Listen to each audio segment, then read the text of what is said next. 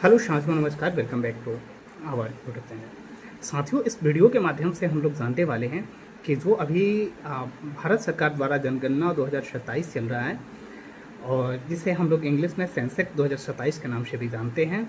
और ये आप लोगों को अच्छी तरह से मालूम होना चाहिए कि ये जो जनगणना होती है ये भारत सरकार हर एक 10 साल पे करवाती है। तो पिछली बार ये 2011 में जनगणना हुई थी और उसके हिसाब से देखा जाए तो ये जनगणना 2021 में होनी थी, लेकिन कोविड होने के कारण ये जनगणना अपने समय पर नहीं हो पाई। लेकिन इसे बिहार सरकार अब 2027 में ये करवा रही है। तो आप लोग कहेंगे कि अभी तो 27 हो नहीं रहे तो करवा कैसे रहे हैं। तो देखिए, इसका नाम रखा गया है कि सेंसेक्स 2027, क्योंकि ये जनगणना जो अभी वर्तमान में शुरू हो चुका है, जिसका फर्स्ट टर्म जो है साथियों, मैं बता देता हूँ आपकी जानकारी के लिए कि अभी ये 17 अप्रैल से लेकर 30 अप्रैल तक है। तो 17 से 30 अप्रैल तक आप स्वगणना करना है, यानी कि खुद से अपनी गणना करना है। उसके बाद में 2 मई से लेकर आपके द्वार पे, आपके घरों में जो हमारे प्रगणक होते हैं, जो जिनके जिम्मे ये काम होता है जनगणना करवाना, जिनके कंधों पे ये जिम्मेदारियां दी जाती है, उसे प्रगणक कहा जाता है। तो वे प्रगणक डोर टू डोर आपके घरों पर जाते हैं और आपकी सारी जानकारियां लेते हैं। और ये बड़ी ही एक खुशी और अच्छी बात है कि इस बार जो भारत सरकार ये काम करने जा रही है ये पूरी तरह से डिजिटल करने जा रही है, यानी कि कागज़ कलम का इसमें काम नहीं है, ये पूरी तरह से। और सबसे अच्छी बात ये है देखने को मिल रही है कि इसमें स्वगणना करने की, यानी कि सेल्फ, अपने से खुद आप इस जनगणना में भाग ले सकते हैं। क्योंकि बहुत सारे ऐसे भी मैटर देखे गए हैं कि जनगणना में हमारी नाम गलत हो जाते हैं या फिर नाम गलत हो जाते हैं, जानकारियां गलत हो जाती है, जिससे हमको परेशानियां का सामना करना पड़ सकता है। और यही जो जानकारी है हमें अगले 10 वर्षों तक ये सरकार के यहाँ सुरक्षित रहता है।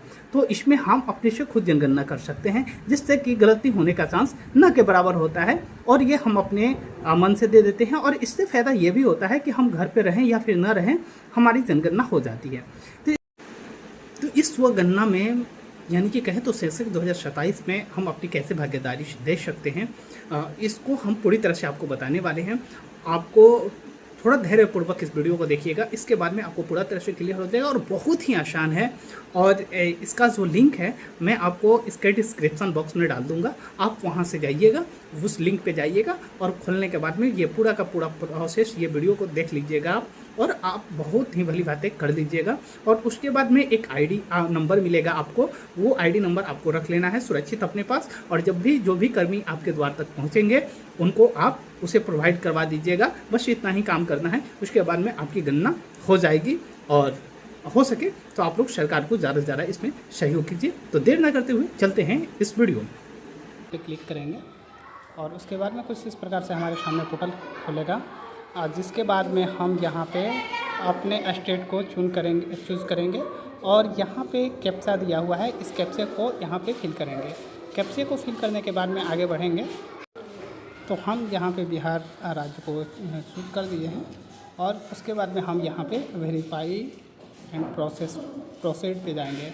यहाँ देखिए, यहाँ पर मेरा जो कैप्चा है वो गलत हो गया है, तो इसे फिर से हम कैप्चा को चेंज करके इसे फुलफ़िल करते हैं। कैप्चा को फुलफिल करने के बाद में देखिए, कैप्चा को जैसे ही हम फुलफिल करेंगे कुछ इस प्रकार का इंटरफेस हमारे यहाँ खुलेगा और इसे हम लोग हिंदी और इंग्लिश दोनों में पढ़ सकते हैं। और इसमें बताया जा रहा है कि 15 से 20 मिनट ये पूरा प्रोसेस होने में लगेगा। इसके बाद में हम यहाँ पे ओके वाले बटन पे क्लिक करेंगे, ओके करेंगे। ओके करने के बाद में अब देखिए, अब यहाँ पे जो भी डिटेल्स जानकारियाँ मांगी जा रही हैं वहाँ पे फुलफ़िल करेंगे। जैसे कि तो यहाँ पे हम देखिए कह रहा है कि name of the head of the house hold, यानी कि आपके घर का जो प्रमुख है, मुखिया है, उसका नाम फिल करेंगे। फिर यहाँ पे अपना 10 डिजिट का मोबाइल नंबर डालेंगे, यहाँ पे अपना ईमेल आईडी डालेंगे। ईमेल आईडी आपका जो है वो नेसेसरी नहीं है, आप डाल भी सकते हैं, और नहीं है तो कोई बात नहीं है। जब यहाँ पे हमने यहाँ पे पूरी डिटेल भर दिया है, उसके बाद में वेरीफाई एंड प्रोसीड पे क्लिक करेंगे। वेरीफाई एंड प्रोसीड पे क्लिक करने के बाद में देखिए यहाँ पे OTP आ चुका है, OTP send to your mobile number. यहाँ पे ओके करेंगे और यहाँ पे हम अपना OTP फिल करेंगे। यहाँ पे OTP फिल करने के बाद में देखिए यहाँ पे आप लैंग्वेज चूज़ कर सकते हैं। जैसे कि मैं यहाँ पे हिंदी चुन रहा हूँ क्योंकि हिंदी भाषियों की संख्या हमारे देश में काफ़ी ज़्यादा है। और यहाँ पे वेरीफाई OTP करेंगे। OTP को यहाँ पर डाल दिया गया है। वेरीफाई OTP क्लिक करेंगे। वेरीफाई OTP क्लिक करने के बाद में देख लीजिए यहाँ पे कुछ गड़बड़ियाँ हैं, जिसके कारण से ये लिख रहा है कि sorry unable to error has occurs while proceed your request. तो इस पर हम ट्राई अगेन पे जाएंगे।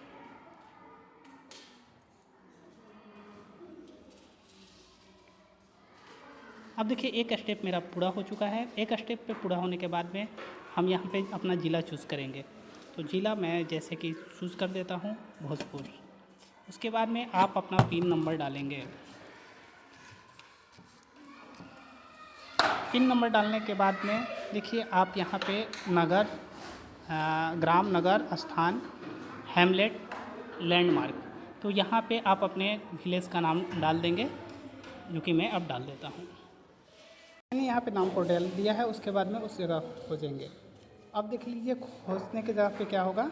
यहाँ पे देखिए यहाँ पे जो है मेरे गांव का नाम यहाँ पे शो कर रहा है। यहाँ पे आप केयरफुली देखेंगे तो जो कि मैंने आपको डाला है। उसके बाद फिर यहाँ पे रेड क्लिक करके या फिर आप जूम करके इसे आप जगह खोज भी सकते हैं।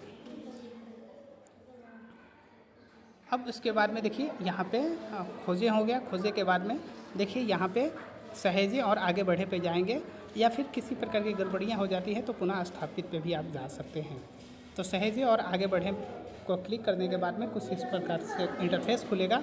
वहाँ पे आप हाँ पे जाएंगे और आगे बढ़ेंगे।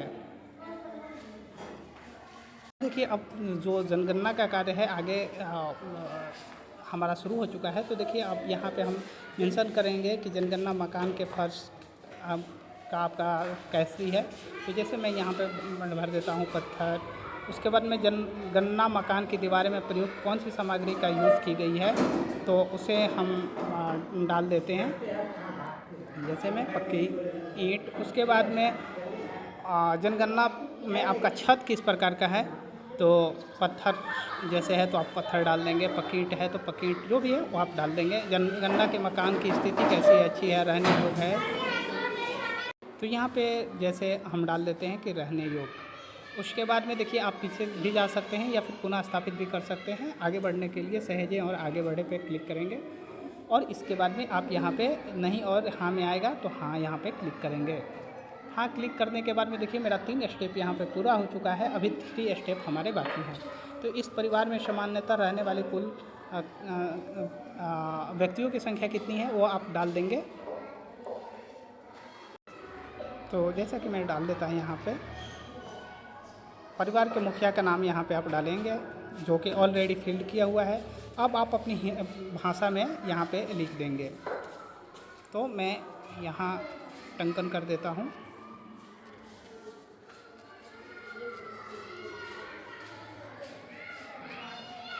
उसके बाद में जो मुखिया हैं उनका जेंडर हम चूज़ करेंगे कि मेल हैं या फिर फीमेल हैं। तो हम पुरुष यहाँ पे चूज़ करते हैं। और यहाँ पे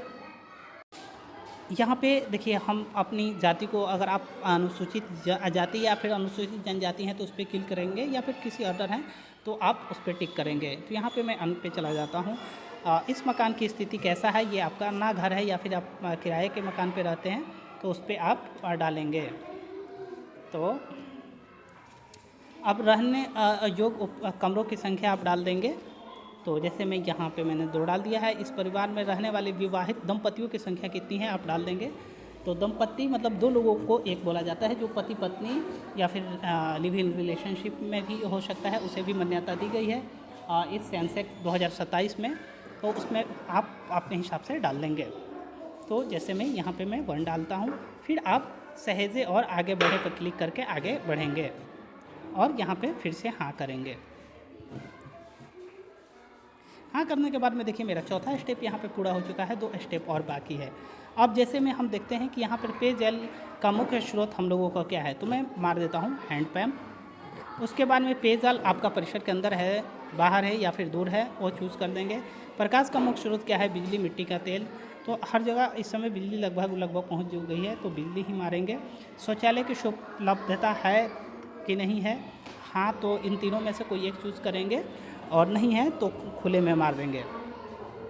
तो अन्य परिवार के साझे के साथ मैं मार देता हूँ। फ्लेक्स का शौचालय निम्न से जुड़े हुए हैं। कैसा है आपका? सेफ्टी टैंक है या फिर सिविल पद्धति है या फिर कोई अन्य है। 2 गड्ढा स्लैब खुला हुआ है कि स्लैब भरा हुआ है, आप वो भी भर सकते हैं। फिर एकल शौचालय, जैसे आपका शौचालय है उस तरह से सार्वजनिक शौचालय, या फिर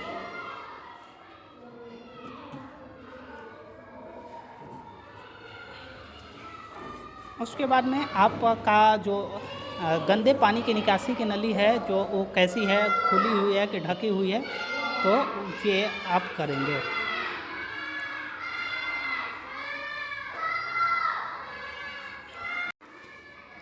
अब यहाँ पे देख लेते हैं परिसर में, परिसर के अंदर स्नान की सुविधा है या फिर नहीं है तो कैसा है।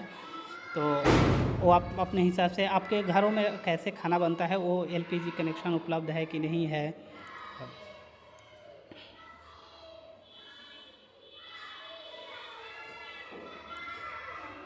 और आपका खाना जो है खुले में बनता है या कहाँ बनता है, वो आप उसके बाद खाना पकाने के लिए आपका मुख्य ईंधन कैसा है वो आप चूज़ कर लेंगे। तो जैसे में देख लीजिए एलपीजी, बिजली, गोबर गैस जिससे फिर हम सहजे और आगे बढ़े पे क्लिक करेंगे और फिर से यहाँ पे हाँ पे क्लिक करेंगे। और इस तरह से देखिए हम लोगों का जो है 5 स्टेप, 6 में से 5 स्टेप पूरा हो चुका है। अब 6ठे और लास्ट स्टेप में हम लोग जाते हैं कि घर में स्थिति कैसी है, रेडियो ट्रांजिस्टर है कि नहीं है, मोबाइल स्मार्टफोन तो इस समय हर घर में है, टेलीविज़न की सुविधा है या फिर नहीं है, इंटरनेट की सुविधा है या फिर नहीं है, कंप्यूटर लैपटॉप है कि नहीं है, टेलीफोन मोबाइल स्मार्टफोन है या फिर नहीं है। फिर उसके बाद में साइकिल मोटरसाइकिल है या फिर आपके पास है या फिर नहीं है, किस प्रकार है या दोनों है। आपके पास वैन है कि नहीं है, मतलब जिसमें कार, जीप या कोई भी वैन हो सकता है। उसके बाद में आप मुख्य रूप से कौन सा अनाज खाते हैं, चावल खाते हैं, गेहूँ खाते हैं, और आपका यहाँ पर मोबाइल नंबर ऑलरेडी है। फिर से सहेजे और आगे बढ़े पर क्लिक करेंगे और फिर से हम यहाँ पे हाँ पे क्लिक करेंगे। हाँ पे क्लिक करने के बाद में हमारा देखिए 6 का बाद में देखिए यहाँ पे हमारा 6 का 6 स्टेप पूरा हो चुका है। और यहाँ पे आप अपने जो भी डिटेल आपने जानकारियाँ भरी हैं उसे आप भर देंगे, देख लेंगे। और कोई भी गड़बड़ी होता है तो आप पीछे जाके आप इसे अभी सुधार कर सकते हैं, या फिर आप चाहते हैं कि अभी मैं सबमिट ना करूं तो आप यहाँ ड्राफ्ट में भी जाकर सेव कर सकते हैं, या फिर आप में कुछ लगता है कि गड़बड़ियाँ हैं तो संशोधित के लिए वापस बैक में जाकर आप कर सकते हैं। और आपको लगता है कि सारी जानकारी हमारे द्वारा दी गई सही है तो यहाँ आप पुष्टि और सबमिट पे जाके क्लिक कर सकते हैं। तो मैं यहाँ पुष्टि और सबमिट पे कर देता हूँ। और यहाँ पे देख लीजिए, यहाँ पे साफ साफ लिखा रहेगा कि अंतिम रूप से सबमिट करने के लिए सबमिट किए गए डाटा में कोई भी बदलाव संभव नहीं है। तो आप जब भी सबमिट करते हैं तो उसे आप भली भांति देख लेंगे। तो यहाँ पे मैं हाँ कर देता हूँ।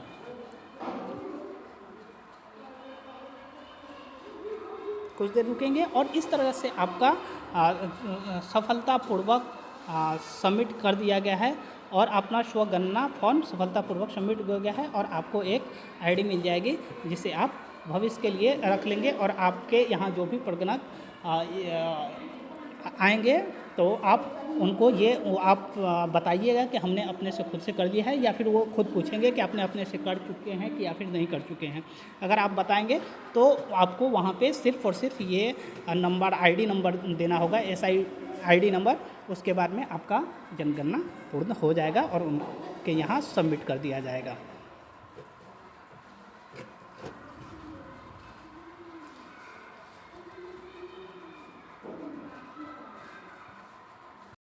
उम्मीद है कि आपने इस पूरे प्रोसेस को देखा और आप इस स्वगणना में सरकार की सहभागिता बनेंगे और अपने आप को उसमें गिनवाएंगे। तो उम्मीद करते हैं दोस्तों कि कि आप अच्छे होंगे और ये वीडियो आपको पसंद आया होगा। अगर वीडियो पसंद आया हो तो इसे ज़्यादा से ज़्यादा शेयर करें ताकि वे इस गणना में छूट ना जाए।